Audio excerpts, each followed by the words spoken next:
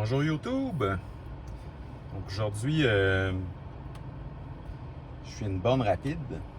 Je vais faire un test de recharge.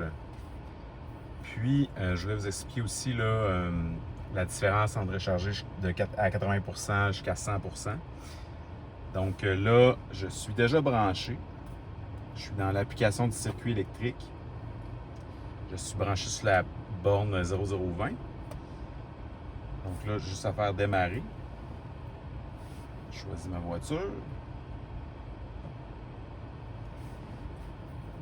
Et là, ça me dit de s'assurer que le pistolet est déjà bien branché, ce qui est le cas.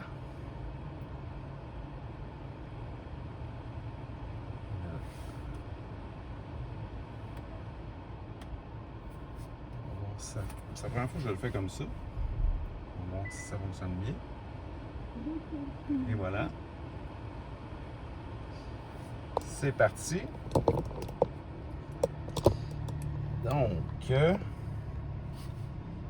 il n'y a eu aucun préchauffage de batterie, évidemment, là, parce qu'il fait 29 degrés. Et vous voyez, là, la vitesse, déjà, là, j'étais à 58% de batterie. Je suis sur une borne de 180 kWh. Donc là, vous voyez là, la vitesse à laquelle on est capable d'aller. Et là, ce que je voulais vous montrer, c'est la différence de temps quand vous rechargez sur une borne rapide. Donc là, moi, j'étais programmé pour recharger sur une borne rapide jusqu'à 90%. Donc là, on voit, ça dit, si je mets 80%, donc ça va prendre 8 minutes. Si je me rends à 90%, ça prend le double, 16 minutes.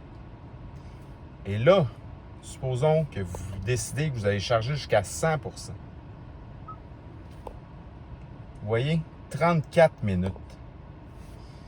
Donc, versus 80%, 8 minutes.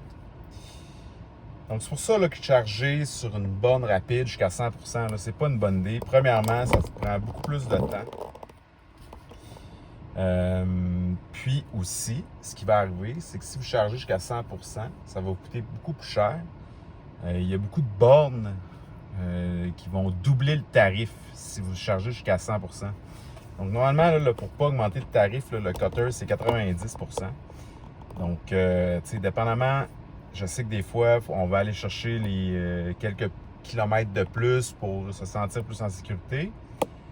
Mais, tu sais, je pense que si vous êtes là, d'aller charger jusqu'à 90%, c'est quand même pas... Puis là, si vous voulez faire ça au jeu, je vais vous montrer. Là.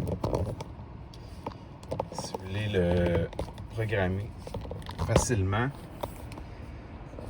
quand vous allez dans votre menu principal, sur EV, vous allez ici, puis là, vous chargeur DC, là, vous le chargez à partir d'ici. Donc là, si vous aimez mieux, vous dites, ah non, finalement, je vais charger jusqu'à 90%. Vous voyez là, 90%. Et voilà, il s'ajuste automatiquement. Donc, 80. Et voilà. Donc là, jusqu'à 80%, il me reste 7 minutes. 130 kWh. Donc, je pense surtout quand on fait des road trips, il y a beaucoup de monde sur la route, d'être ici. Puis là, c'est pas si pire, j'étais à 59%, mais si vous êtes autour de 30-40%, ça va être encore plus long charger jusqu'à 100. Fait que là, vous occupez la borne plus longtemps. Il y a d'autres gens qui pourront pas charger. Fait que moi, je vous conseille 80%, c'est l'idéal. Puis au pire, vous arrêtez. Vous allez passer moins de temps à la borne, puis vous allez peut-être faire un arrêt de plus, versus rester à la borne plus longtemps, puis ça va vous coûter le double. Fait que moi, je pense que 80, puis si vous avez vraiment besoin d'un peu plus de buffer, ben 90%, c'est correct aussi. Là. Puis, c'est ça. Donc, voilà pour mes conseils. Donc, si ce n'est pas déjà fait, abonnez-vous à ma page Ionic Nick. Partagez la vidéo, likez la vidéo et on se revoit plus tard. Bonne journée!